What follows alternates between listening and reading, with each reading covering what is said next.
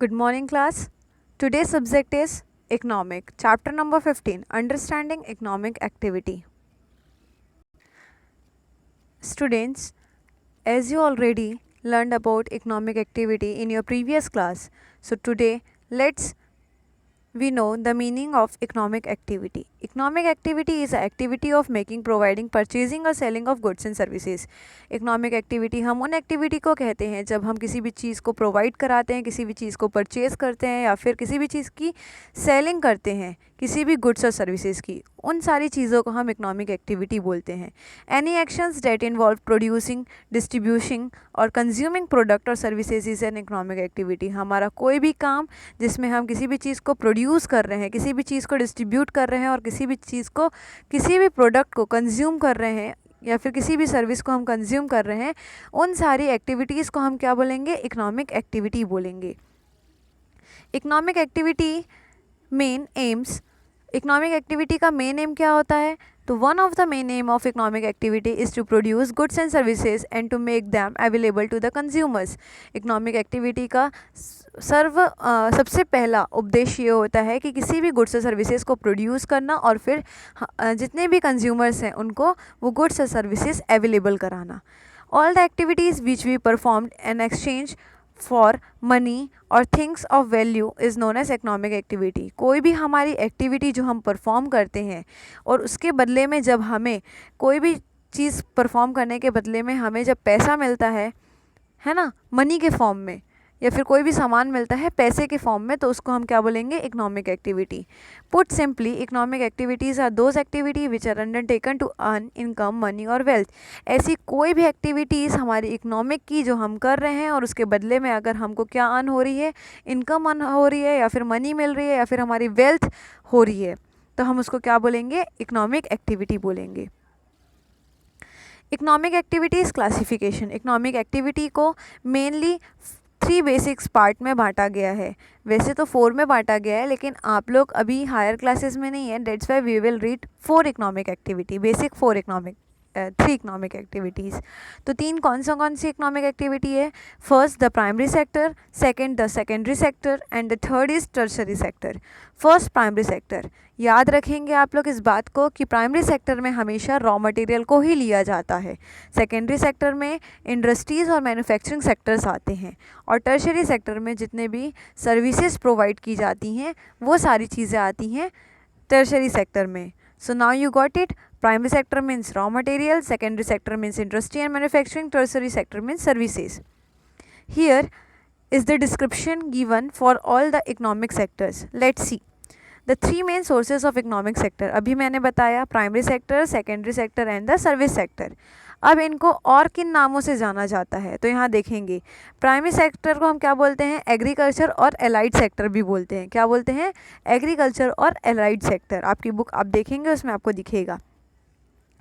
एक्सट्रेंशन of raw material. जब किसी भी रॉ मटेरियल को हम निकालते हैं, लाइक माइनिंग करके, फिशिंग करके या फिर एग्रीकल्चर करके, तो उस सेक्टर को हम क्या बोलेंगे? Primary sector.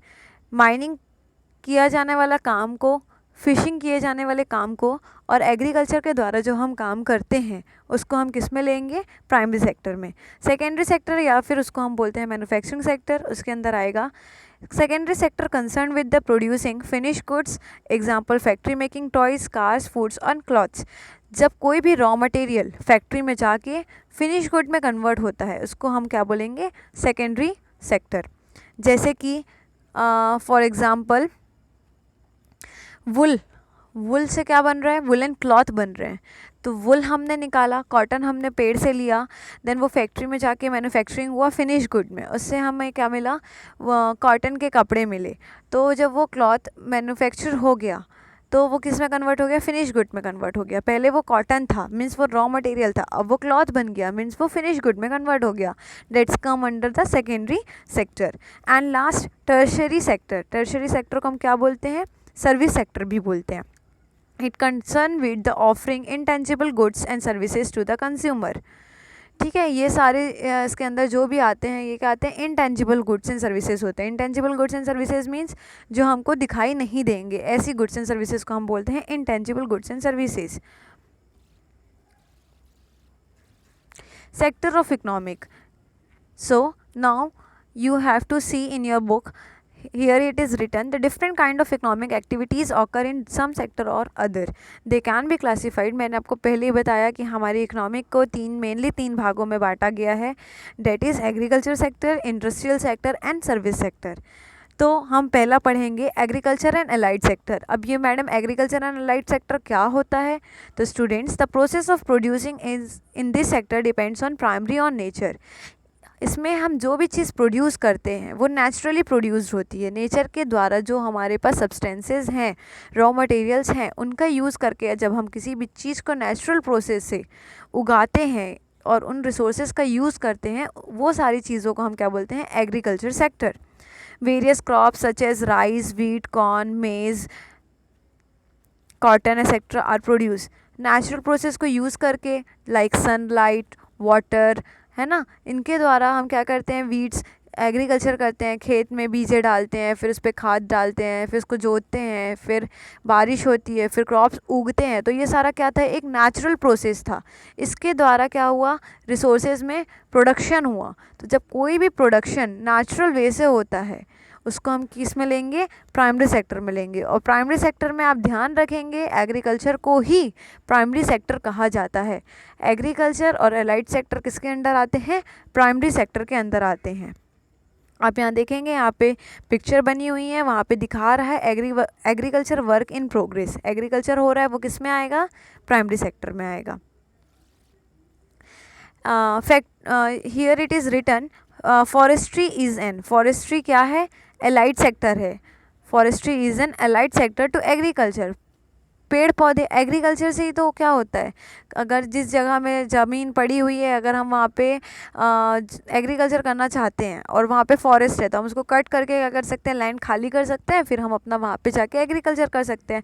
तो इसीलिए एलाइड सेक्टर को हम किस में यूज़ कर लेते हैं? एग्रीकल्चर सेक्टर में यूज़ कर लेते हैं. फॉरेस्ट से हमको क्या क्या मिलता है? तो फॉरेस्ट से हमको हर्ब्स मिलते हैं, शर्ब्स मिलते हैं, फ्रूट्स मिलते हैं, ग्लू मिलती है, हनी मिलती है, and many other things which are produced by the forest. Other allied sectors, जैसे कि हम अगर दूसरे तरीके से देखना चाहें कि एलाइड सेक्टर में और क्या क्या चीज़ें आती हैं, तो आपका एनिमल हस्बेंड्री हो गया, फिशरी हो गया, और भी वेरियस चीज़ें जो हमारे आसपास में है, लिविंग थिंग्स, उसको हम क्या बोल सकते हैं? एलाइड सेक्टर बोल सकते हैं. जो जीवित चीज़ें होती हैं हम उसको बोलते हैं एलाइड सेक्टर. नेक्स्ट आता है आपका इंडस्ट्रियल सेक्टर. इंडस्ट्रियल सेक्टर मैंने क्या बताया था, किसका पार्ट है? Industrial sector comes under the secondary sector. Secondary sector के अंदर आता है industrial sector. In this sector goods are manufactured by using machine tools और ह्यूमन लेबर्स. इस सेक्टर में क्या होता है? इंडस्ट्री सेक्टर में हम किन किन चीज़ों का यूज़ करते हैं? पहला तो हम ह्यूमन रिसोर्सेज का यूज़ करते हैं. डैट मीन्स हम खुद से अपना काम करके क्या करते हैं? मैन्युफैक्चर करते हैं. दूसरा, हम मशीन्स यूज़ करते हैं, टूल्स एंड टेक्निक्स यूज़ करते हैं, जिससे हमारा प्रोडक्शन और बेटर हो. For example, using bamboo to manufacture basket. हम बैम्बू का यूज़ कर रहे हैं. बैम्बू मीन्स बाँस. बाँस का यूज़ क्यों कर रहे हैं? बास्केट्स बनाने के लिए. Sugar cane to manufacturing जगरी.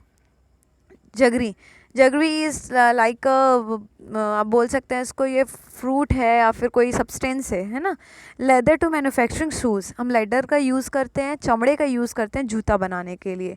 Limestone to manufacturing cement. Limestone is a mineral, एक तरीके का मिनरल है, एक रॉ मिनरल है, जिसको हम जिससे क्या बनता है? सीमेंट बनता है. और फिर हम सीमेंट को फिनिश गुड्स, सीमेंट किस में कन्वर्ट होता है? रॉ मटेरियल से फिनिश गुड में क्या बना? सीमेंट. एंड देन सीमेंट से हाउस और वेरियस चीज़ें बनती हैं.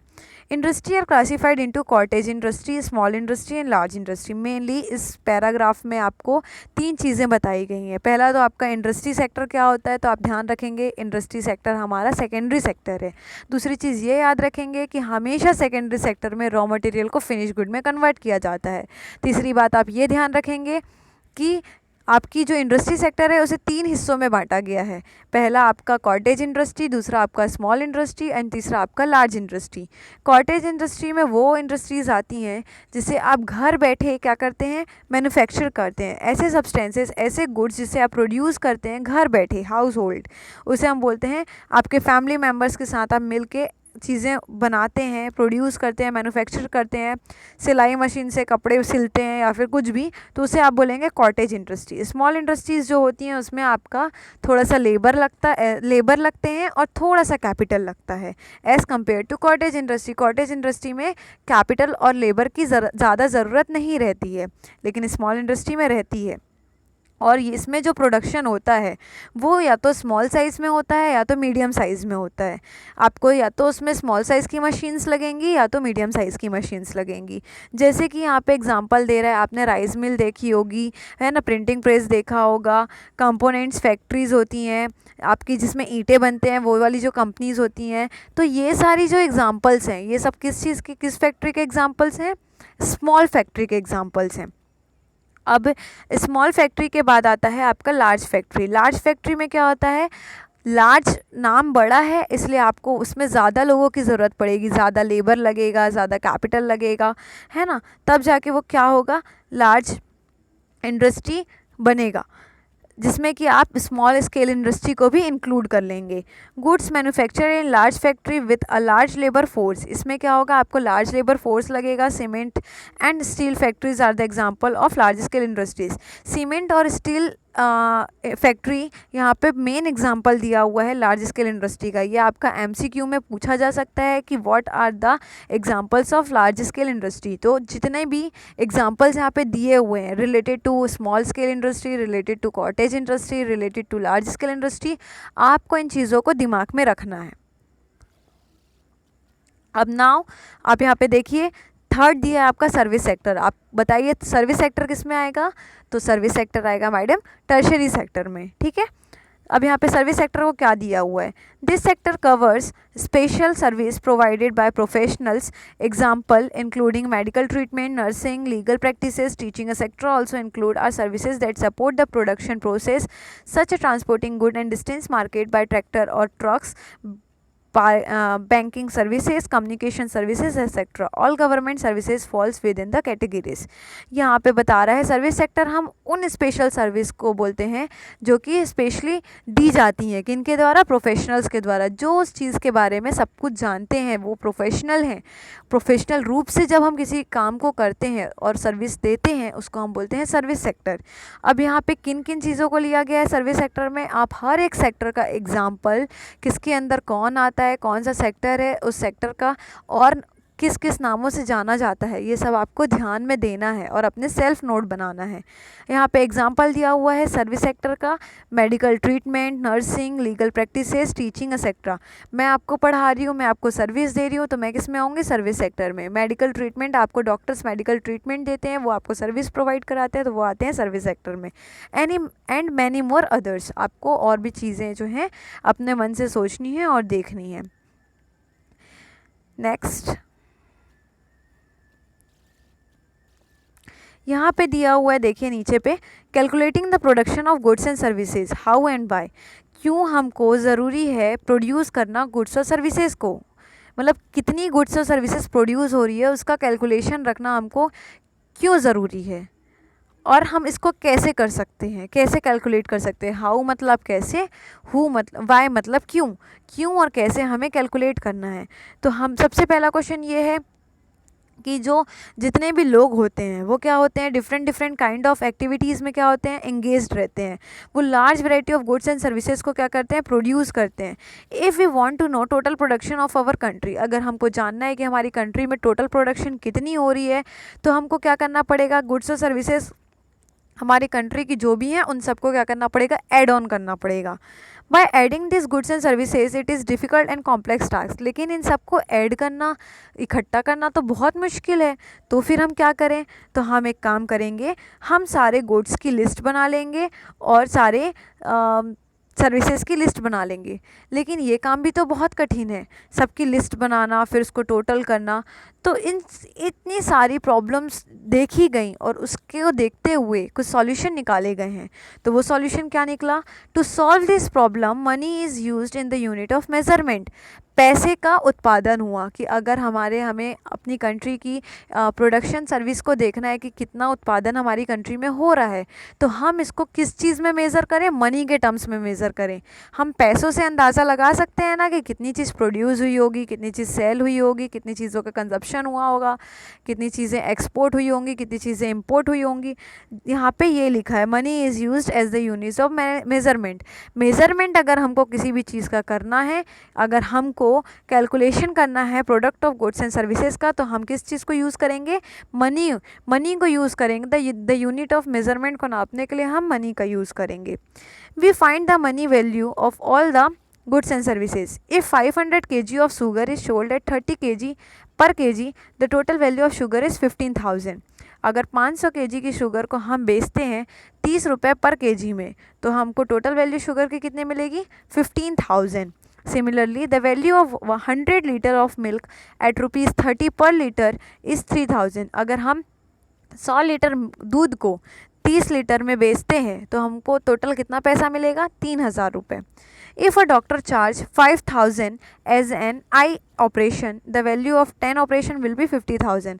अगर कोई डॉक्टर 5,000 रुपये चार्ज करता है एक आई ऑपरेशन का, तो अगर वो 10 लोगों का ऑपरेशन करता है तो उसके पास कितने आएंगे, 50,000 रुपये। तो हम इससे इजीली निकाल लिया गया कि किसी भी गुड्स और सर्विसेज को प्रोड्यूस है।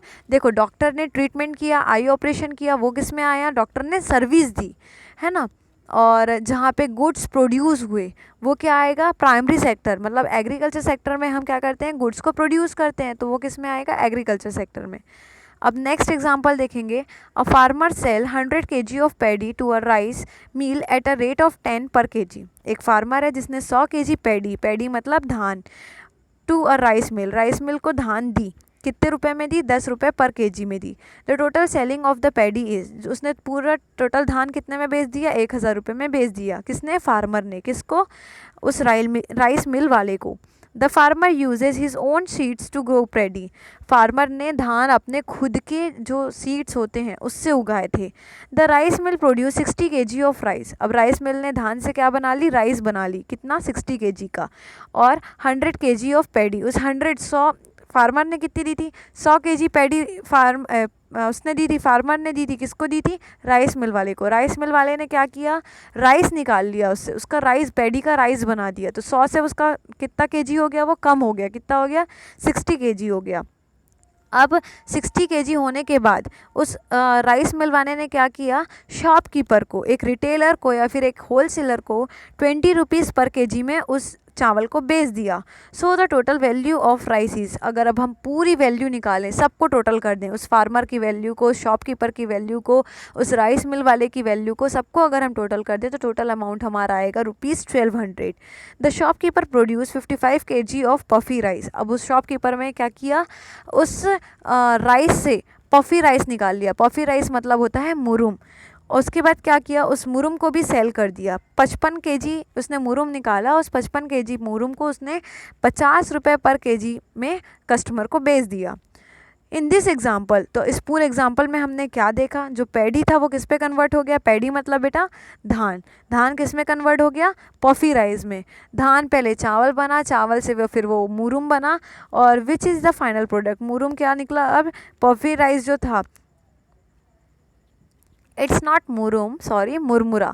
तो जो मुरमुरा जो था वो क्या था, आपका फाइनल प्रोडक्ट था, मतलब उस पैडी से, उस धान से आपका टोटल क्या निकला, मुरमुरा निकला। तो वो मुरमुरा is a final end product जो कि कस्टमर के पास जाएगा। Paddy and rice there for the intermediary goods for the shopkeeper. अब आपको समझ में आया इंटरमीडिएटरी गुड्स क्या होता है। इंटरमीडिएटरी गुड्स आपका डू यू नो, मतलब नीचे जो बॉक्स दिया है उसमें दिया हुआ है, आप देखेंगे तो इंटरमीडिएटरी गुड्स ऐसे गुड्स होते हैं जिनकी मदद से हमको एंड प्रोडक्ट मिलता है, जिसकी पूरी मदद से, जिसके प्रोसेस से हमको फाइनल का जो एंड प्रोडक्ट मिलता है, उनकी मदद से। इंटर लिखा है, इंटरमीडिएटरीज मतलब एक दूसरे की मदद से जो हमको फाइनल गुड मिलता है उसको हम बोलते हैं इंटरमीडिएटरी गुड्स। आपका क्वेश्चन पूछा जा सकता है, what do you understand by intermediary goods, तो इसको ध्यान से देखेंगे। The value of intermediary goods includes in the value of final product. जो भी इंटरमीडिएटरी गुड्स की वैल्यू होती है वो हम वैल्यू किस में लगा देते हैं, फाइनल प्रोडक्ट में पुट कर देते हैं। The value of puffed rice, puffed rice means मुरमुरा, जो हम वैल्यू ऑफ मुरमुरा का था वो फाइनल प्रोडक्ट कितना हो गया उसको भी मिलाएंगे, मुरमुरा की वैल्यू को भी मिलाएंगे। तो पहले कितना हो रहा था, ₹12,000 चावल तक बना था, लेकिन अब जब मुर्रा को भी मिला देंगे तो कितना हो जाएगा, 2,750 रुपये, मतलब 2,750 रुपीज़, है ना। The value of intermediary goods is ₹1000। जो इंटरमीडिएटरी गुड्स मतलब चावल और धान की, पैडी और राइस की वैल्यू कितनी थी, 100 नहीं, अगर खाली हम पैडी की वैल्यू देखें तो 1000 थी, है ना। फिर राइस की वैल्यू देखें तो कितनी निकली, 1200 रुपीज़ निकली थी। Therefore the value of already included in the price of final product, इससे हमको ये पता चला कि फाइनल प्रोडक्ट में आते आते जो भी पैडी और राइस की वैल्यू थी वो उसमें इंक्लूड हो चुकी थी। So it is not correct to add the value of paddy and rice and puffy rice. तो ये चीज़, ये प्रोसेस सही नहीं है कि कोई भी दुकानदार पूरा मतलब टोटल जितने भी प्रोडक्ट्स उसने प्रोड्यूस किए, मतलब फर्स्ट टू लास्ट तक, वो सबकी वैल्यू पुट करके तो सेल नहीं कर सकता। इसीलिए adding the value of the same thing in the different form would be a double counting. अब हम देखो, पहले जब वो फार्मर ने पैडी जो था, धान जो था, उसको निकाला, उसमें जो सीड लगा 100 रुपये का, उसने फिर जाके क्या किया, उसको राइस मिल वाले को दे दिया। फिर राइस मिल वाले ने उस पर पैडी की भी वैल्यू ऐड कर दी और फिर जो राइस से वैल्यू आई उसको भी ऐड कर दी। फिर उस राइस और पैडी की वैल्यू ऐड करके उसने कस्टमर को दे दिया। तो कस्टमर को किस किस की वैल्यू चुकानी पड़ी, उस राइस की भी वैल्यू चुकानी पड़ी, उस धान की भी वैल्यू चुकानी पड़ी। और उसके बाद क्या हुआ, जब एंड प्रोडक्ट वो मुरमुरा बना तो उसकी लागत बहुत ज़्यादा आ रही थी, डबल होके आ रही थी। तो ये वाला जो प्रोसेस है ये गलत है। किसी भी चीज़ की वैल्यू एडिंग सिर्फ एक ही बार होगी और अपने आप में ही होगी, ये नहीं कि उसके साथ वो एड ऑन होते जाएगा। नेक्स्ट यहाँ पे दिया हुआ है, जिसको हम इसी चीज़ को काटने के लिए एक प्रोसेस निकला था जिसको हम बोलते हैं calculating total production by the value added method. Value added method क्या होता है, तो we are calculating the total value of production and above example of other than understood the. जैसे कि यहाँ पे वैल्यू एडेड मेथड दिखा रहा है, पैडी कितने का था, टोटल रुपीज़ अगर निकालें पैडी का तो वो 100 रुपये का था, राइस कितने का था तो वो 1200 का था, और पफ्ड राइस जो था वो कितना आ रहा था, 2,750 रुपये। लेकिन क्या ये सही प्राइस था, तो नहीं। Value of intermediary goods, paddy जब था तो उसमें क्या कोई इंटरमीडिएटरी गुड्स लगा था, इंटरमीडिएटरी गुड्स मतलब जो बीच में और भी सामान लगते हैं। जैसे पैडी के बाद वो क्या बन गया था, पैडी मतलब धान के बाद वो क्या, चावल बन गया था। तो धान को हम और कुछ भी बना सकते हैं क्या, धान तो धान ही रहेगी, इसलिए वहाँ पे इंटरमीडिएटरी गुड्स आया नहीं आया, इसलिए वहाँ पे क्या लिखा है, ये देखिए यहाँ पे 0 लिखा है। फिर राइस के साथ क्या आया था, पैडी से राइस बना है, तो राइस पैडी कितने का था, 1000 का था, उसमें राइस निकल के वो कितना 200 रुपीज़ और एड ऑन हो गया। तो यहाँ पे राइस की वैल्यू क्या दिखा दी, इंटरमीडिएटरी गुड्स क्या ऐड हो गया, पैडी, पैडी की वैल्यू क्या थी 1000, तो यहाँ पे 1000 लिखा है। नेक्स्ट यहाँ पे पफ्ड राइस, पफ्ड राइस में क्या ऐड है, पहले से राइस ऐड है, राइस से ही तो पफ्ड राइस निकल रहा है ना, तो राइस की वैल्यू कितनी दी हुई है 1200। अब आप यहाँ पे देखेंगे value added at each stage, value added at each stage में क्या लिखा है, 100 minus 0 equal to 1000, 1200 minus 100 equal to 200, 2750 minus 1200 equal to 1550। तो टोटल वैल्यू ऑफ प्रोडक्शन अगर हम देखें तो जो पैडी का 1000 था, प्लस उसमें जो एड ऑन हुआ राइस में 200 रुपये, प्लस जो पफ्ड राइस में ऐड हुआ 1,550 रुपये, तो टोटल आया आपका 2,750 rupees. In this table the value is added at each stage, हर स्टेज में वैल्यू ऐड होती हुई फर्स्ट स्टेज में, फिर ये पूरा डिस्क्रिप्शन है, आप उसको खुद से पढ़ लेंगे, मैंने आपको समझा दिया है। अब ये जो टॉपिक आ रहा है आपके पास जीडीपी, इसको हम बोलते हैं ग्रॉस डोमेस्टिक प्रोडक्ट। ये आपके लिए थोड़ा नया है और आप इस बार से ही पढ़ेंगे, इसके बाद जब आप आगे क्लास में जाएंगे तो इसके बारे में और डिटेल्स पढ़ेंगे। तो what do you understand by GDP, the total production of country is a final year in the total value of all final goods and services produced in all sectors of the economic। जो हमारी country की total production होती है तो वो हम कब निकालते हैं, फाइनल ईयर में निकालते हैं। फाइनल ईयर क्या होता है आपका, फाइनेंशियल ईयर क्या होता है, तो फाइनेंशियल ईयर 1 अप्रैल टू 31 मार्च होता है। क्या होता है? 1 अप्रैल टू 31 मार्च। और कैलेंडर ईयर हम किसे कहते हैं? तो कैलेंडर ईयर में आता है आपका 1 जनवरी टू 31 मार्च। जब 1 जनवरी से 31 मार्च जाएंगे तो हम उसको कैलेंडर ईयर बोलते हैं। और जितनी भी कंपनीज होती हैं वो क्या यूज़ करती हैं? फाइनेंशियल ईयर यूज़ करती हैं। तो फाइनेंशियल ईयर में आपका क्या आएगा? 1 अप्रैल टू 31 मार्च। तो यहाँ पे क्या होता है? एक बैलेंस शीट बनती है। अब आप बैलेंस शीट बोलेंगे मैडम क्या होती है? तो ये सारे जो टर्म्स होते हैं ये आपके, आप जब 11th-12th में जाएंगे, कॉमर्स लेंगे तो आप वहाँ पे सुनेंगे।